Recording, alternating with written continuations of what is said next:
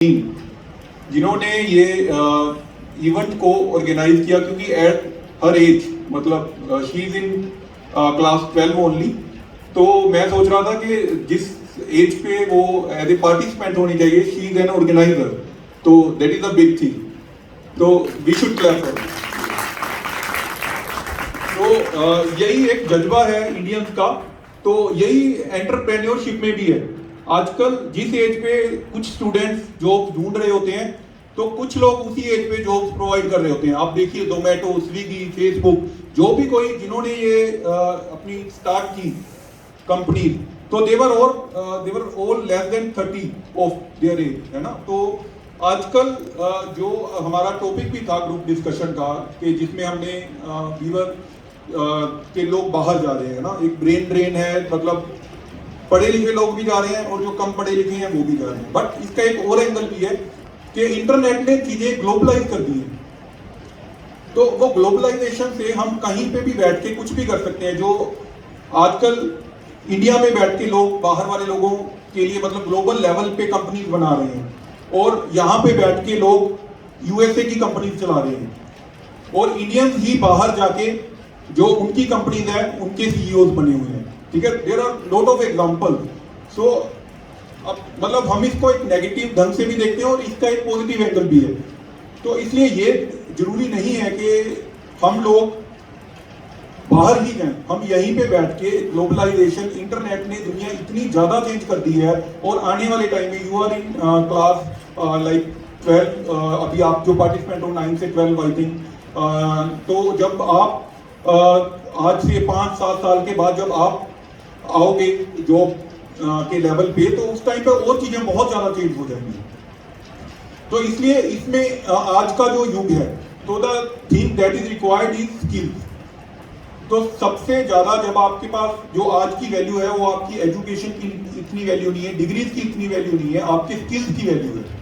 तो आज का जो एक इवेंट था ग्रुप डिस्कशन का, तो वो भी एक स्किल क्रिएशन के लिए एक बड़ा अच्छा प्लेटफॉर्म है आपके लिए।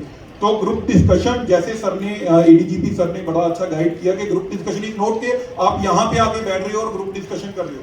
Group discussion can be anywhere, आप क्लास में बैठे हुए हो, आप एक ग्रुप में बैठे हुए हो, तो किसी भी टॉपिक पे आप ग्रुप डिस्कशन कर सकते हो। तो उससे होता क्या है, जब हम एक टॉपिक पे डिस्कशन करते हैं, तो हमारे खुद के जो व्यूज होते हैं वो निखर के बाहर आते हैं, और हमें दूसरों के ओपिनियंस को जानने का, उनकी म्यूचुअल अंडरस्टैंडिंग, उनकी रिस्पेक्ट, वो हमें जनरेट होती है, और एक नई चीज, अच्छी चीज निकल के आती है, क्योंकि देयर इज नथिंग के ये सही है ये गलत है। तो सबके जब हम व्यूज को इकट्ठा करते हैं, तो उसमें से जो चीज निकल के आती है वो सबके ओपिनियन से ज्यादा अच्छी होती है। तो इसलिए ग्रुप डिस्कशन की वैल्यू हमारी डे टू डे लाइफ में बहुत ज्यादा है। तो ये सिर्फ एक इवेंट है, बट इसमें से जो आप, ये बड़ी अच्छी इवेंट थी, I was one of the जजेस। तो हमें लाइक बहुत मुश्किल हो रहा था सबको इवेल्युएट करना कि कौन इनमें से अच्छा है, क्योंकि हर एक के जो अपने व्यूज थे वो बहुत अच्छे थे और बहुत बहुत नेक्स्ट लेवल के थे। तो इसलिए हम सब में वो कैपेबिलिटी है। ऐसे नहीं है कि जो स्टूडेंट्स 10 लोग जो यहाँ पे आए, बट जिन्होंने भी पार्टिसिपेट किया, ऐसे राइटिंग में पार्टिसिपेट किया, सबसे पहले उनको इसलिए कॉन्ग्रेचुलेशन कि उन्होंने इस इवेंट में पार्टिसिपेशन करने के लिए वो आगे आए। क्योंकि आप जब भी कोई चीज स्टार्ट करते हो, तो आधी जीत तो आपकी वहीं पे हो जाती है।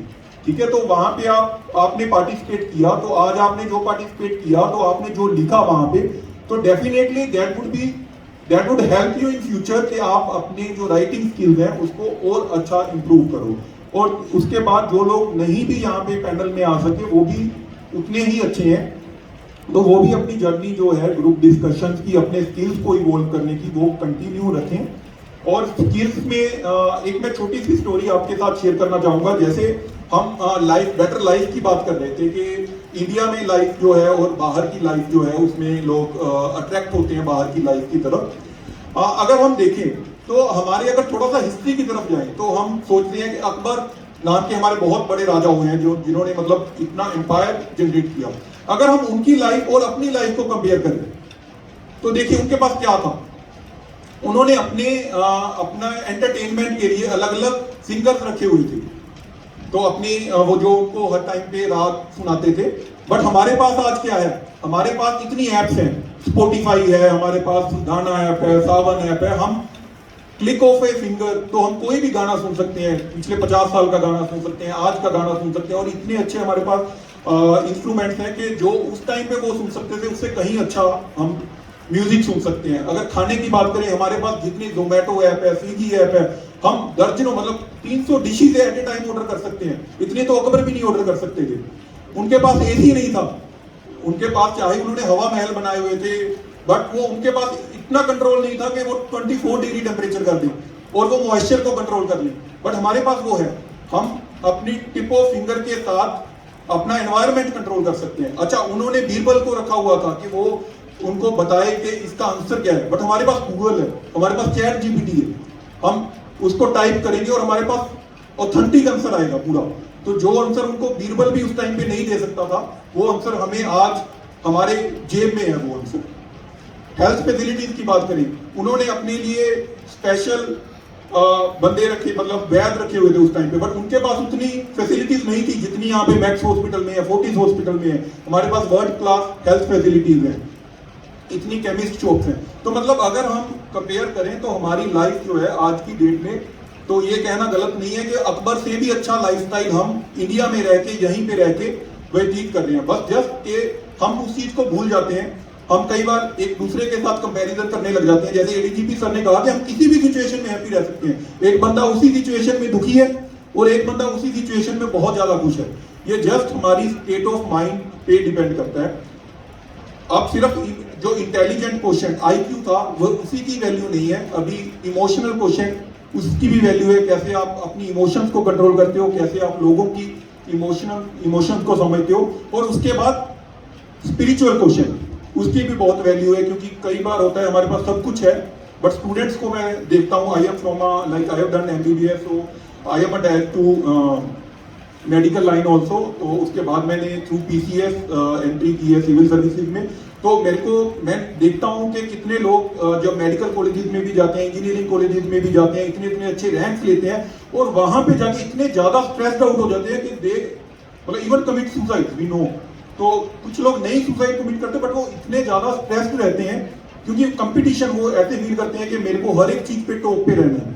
बट ऐसा नहीं है, आपको ये जरूरी नहीं है कि आप एजुकेशन में टॉप पे नहीं हो तो इसका मतलब आप किसी से इंफीरियर हो। ऐसे नहीं है कि आप ऐसे राइटिंग में, ग्रुप डिस्कशन में, कम्युनिकेशन स्किल्स में किसी से अच्छे नहीं हो तो इसका मतलब आप अच्छे नहीं हो। आप आज के युग में आपको इतनी अपॉर्चुनिटीज मिलती हैं, इंटरनेट के युग में इतनी अपॉर्चुनिटीज मिलती है। आप देखोगे कि जो अपने मार्क जुकरबर्ग है, जो कि फेसबुक के सीईओ है, तो उन्होंने कुछ एजुकेशन में वो इतने अच्छे नहीं थे। और कितनी एग्जांपल दें इसमें। तो जो लोग बहुत टॉपर्स नहीं थे बट उन्होंने इतनी इतनी बढ़िया कंपनियां बना दी। जो कॉलेजेस के टॉपर्स हैं वो उनके लिए काम करते हैं। मतलब it is just your dedication and luck जो आपको कहीं भी लेके जा सकती है। इसलिए नेवर लूज योर होप। आप अपना काम जो है करते रहिए, अपना मेहनत करते रहिए, कुछ नई चीजें सीखते रहिए, ऐसी जो भी इवेंट्स होती हैं उसमें पार्टिसिपेट करते रहिए। और जैसे नवनूर ने इवेंट ऑर्गेनाइज किए, आप भी सब लोग ऐसे कर सकते हैं। तो सब लोग आगे आए और ऐसा इनिशिएटिव लेते रहे। मुझे एज ए यहाँ पे आपने इनवाइट किया, आई वुड थैंक यू। और मेरे को बड़ा अच्छा लगा आप सबसे इंटरेक्ट करके। And I would thank ADGP sir also कि सर ने इतने अपना बिजी उनकी इतनी रिस्पॉन्सिबिलिटीज है और उन्होंने हम सबको यहाँ पे आके गाइड किया। Thank you so much.